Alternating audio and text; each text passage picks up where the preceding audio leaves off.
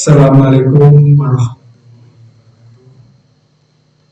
Selamat berjumpa kembali bersama keluarga besar SMA Negeri 2 Merangin dalam rangka kegiatan MPLS SMA Negeri 2 Merangin pada tahun 2020.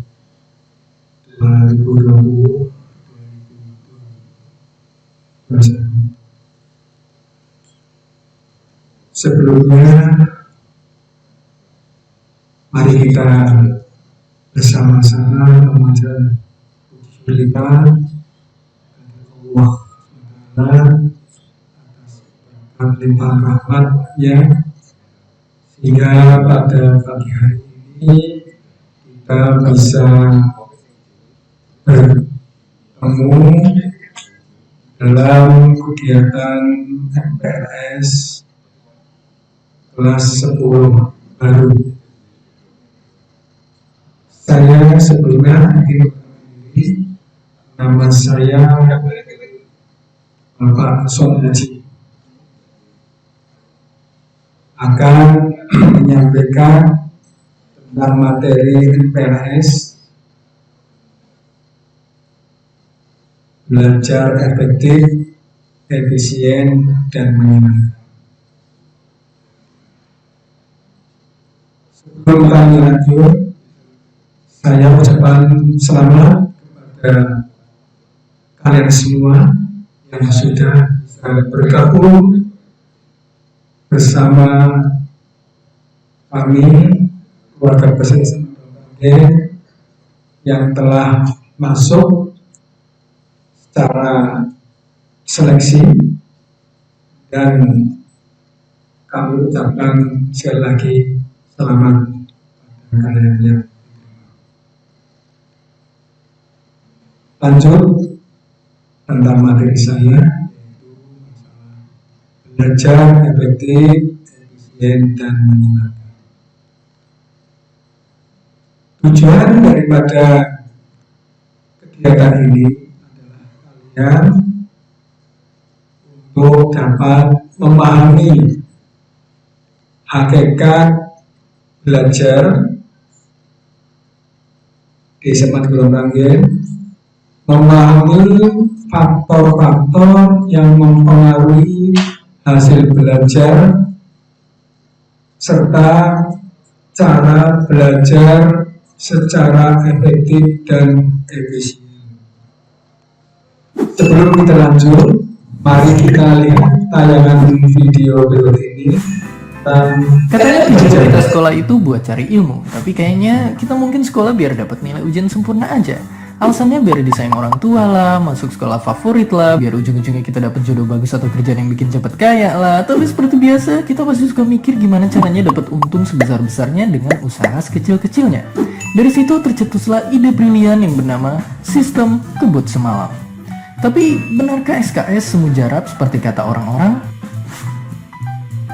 Pada dasarnya, SKS merupakan sebuah metode yang mirip-mirip teks proklamasi kemerdekaan Indonesia, di mana porsi kerjaan untuk jangka waktu tertentu diselenggarakan dalam tempo yang sesingkat-singkatnya. Tapi bedanya SKS cuma diselenggarakan semalam saja, persis seperti Bandung Bondowoso waktu bikin Candi Prambanan. Biasanya orang yang paling ahli melakukan SKS adalah mereka yang tergolong sebagai penunda. Untuk tahu apakah kamu seorang penunda, coba perhatikan dua grafik ini. Kalau kamu lebih akrab dengan grafik yang ini, maka selamat, kamu termasuk kategori penunda.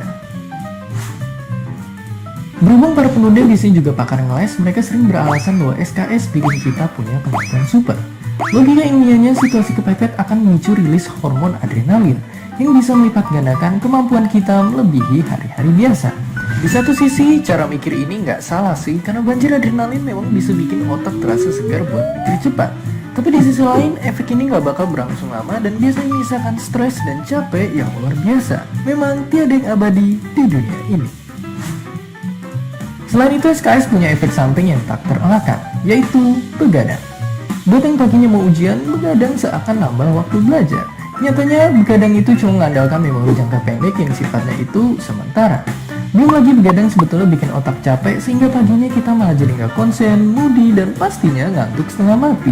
Lebih ngeri lagi, hobi begadang ternyata meningkatkan risiko buruk buat tubuh kita. Jadi memang sebaiknya jangan begadang kalau tiada artinya. Tapi kalau dampak jeleknya banyak banget, kenapa masih banyak orang yang suka menunda-nunda? Di dunia psikologi, sifat menunda sangatlah akrab dengan istilah temporal discount. Artinya, makin jauh jaraknya dari deadline, suatu tugas bakal kita anggap makin kurang penting. Akibatnya, skripsian misalnya terasa belum penting kalau belum mepet-mepet banget deadline. Sifat menunda juga ada hubungannya dengan impulsivitas dalam DNA kita, karena dulu di alam liar, kehidupan kita itu masih serba sederhana. Kalau lapar, ya kita tinggal berburu. Urusan hari itu ya dipikirkan saat itu juga. Tapi makin kompleks kehidupan manusia, makin banyak kebutuhan yang mau gak mau harus kita rencanakan jauh-jauh hari. Cuma praktiknya, impulsivitas prasejarah kita ini memang masih suka kumat-kumatan. Pokoknya selalu saja ada alasan kalau sesuatu belum mengancam nyawa atau gengsi kita.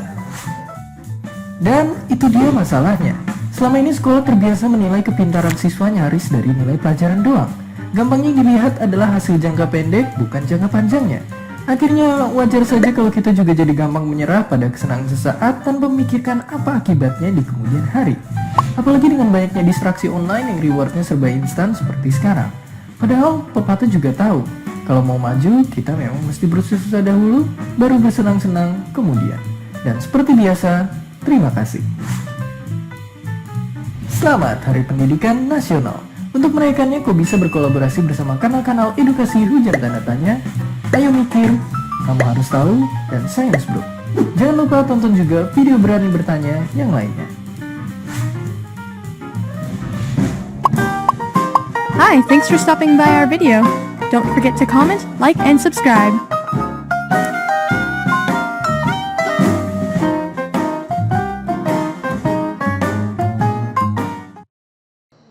Oke, kalian telah melihat tayangan video ini. Coba kalian bisa melihat tentang apa yang tadi Anda amati.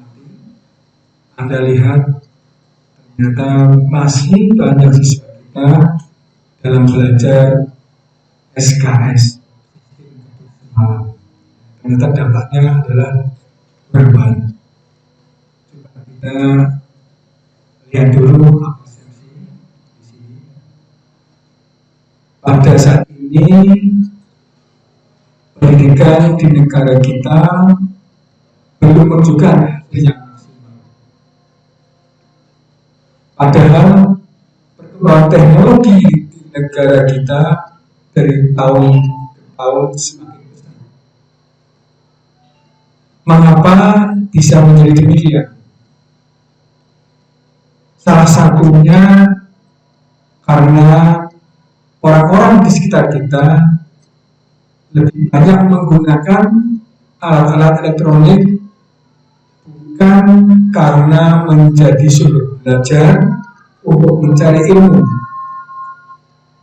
melainkan hanya untuk mencari hiburan atau kesenangan.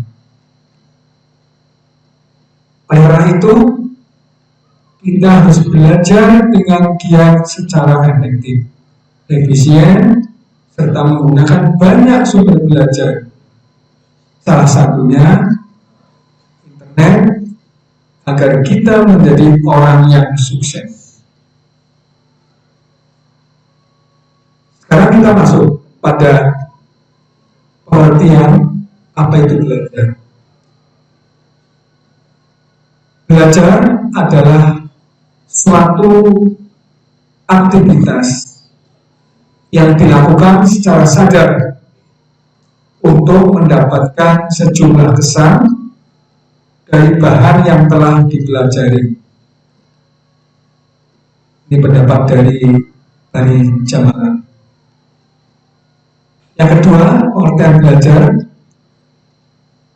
Belajar dapat didefinisikan sebagai proses di mana tingkah laku ditimbulkan atau diubah melalui latihan atau pengalaman. Ini pendapat dari James Whittaker. Dan yang ketiga, artian dari belajar adalah proses di mana tingkah laku dalam arti luas ditimbulkan atau diubah melalui praktek dan latihan. Ini pendapat dari Howard.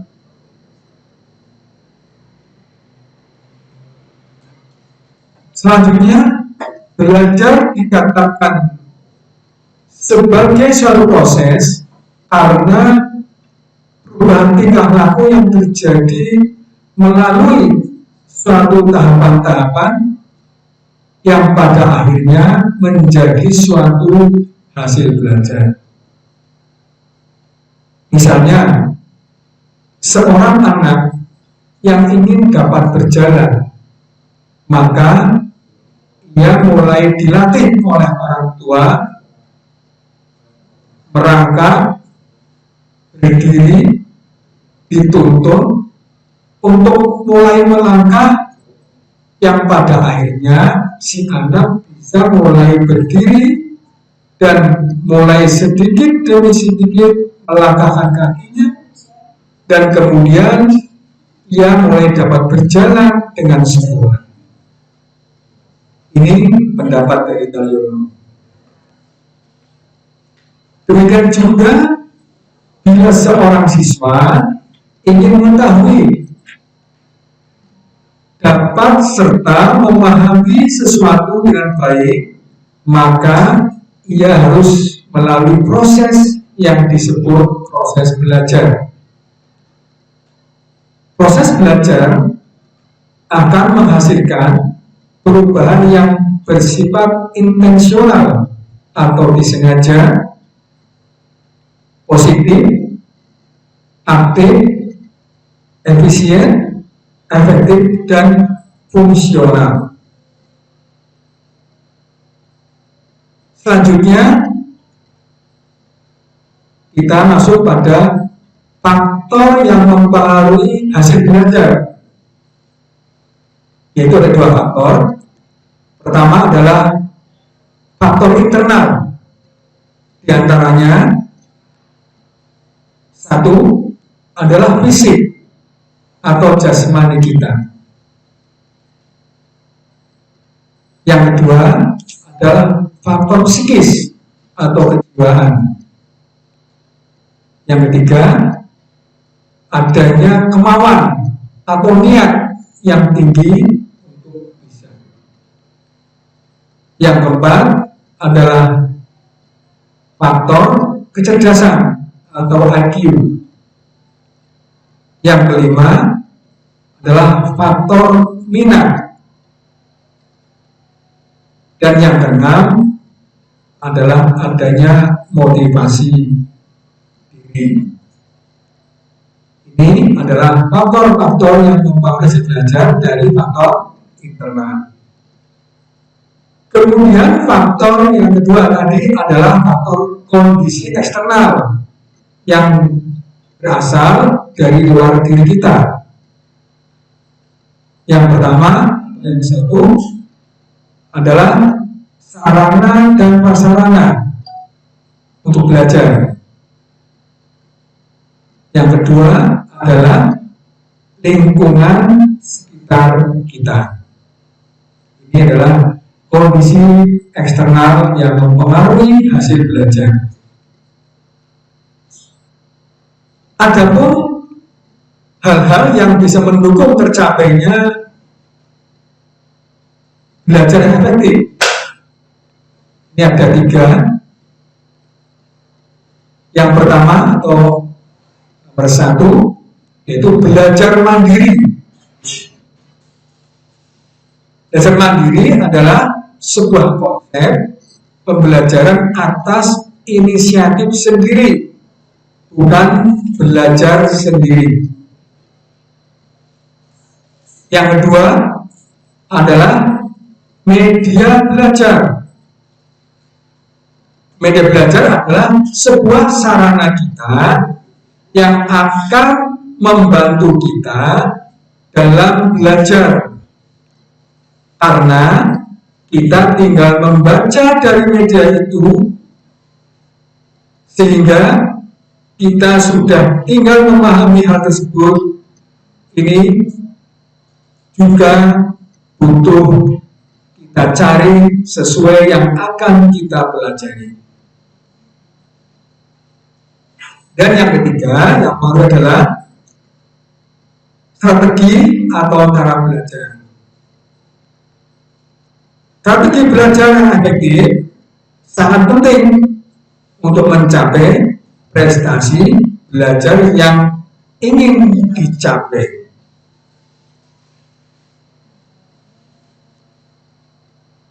Sekarang, bagaimana caranya untuk belajar efektif dan efisien? Nah, ini cara belajar efektif dan efisien. Yang pertama adalah kalian siapkan buku-buku materi pelajaran yang akan dipelajari dan dikumpulkan dengan rapi di atas meja belajar. Kemudian cara yang kedua adalah mulailah pelajari buku paket atau buku catatan untuk jam pertama dan seterusnya. Yang ketiga, jangan terlalu lama membaca buku pelajaran. Upayakan sekitar 20 menit. Yang keempat adalah pahami setiap alinea materi yang dipelajari.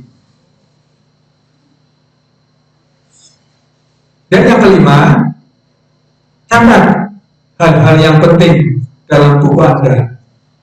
Jika belum dimengerti, maka tanyakan pada guru atau teman yang mengerti. Dan yang keenam, untuk belajar pelajaran non eksakta atau yang tidak menggunakan rumus-rumus, cobalah sambil berbicara sendiri layaknya seorang guru ketika berdiri di depan kelas. Hal itu untuk menguji berapa persen Anda menguasai materi yang baru dipelajari.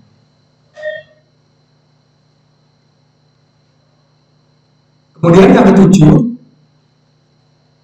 untuk pelajaran eksakta atau menggunakan rumus-rumus, upayakan Anda tulis rumus-rumus tersebut pada folio, karton, manila, dan sebagainya.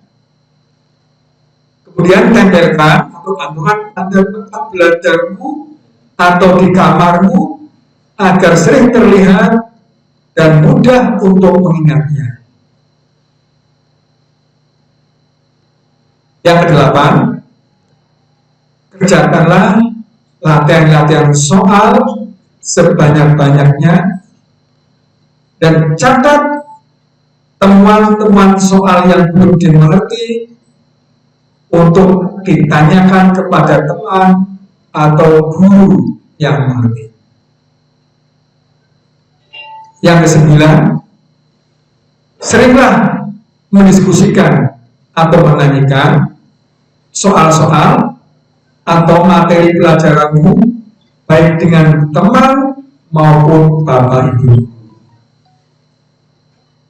Dan yang ke-10, upayakan kelompok belajar kecil yang solid.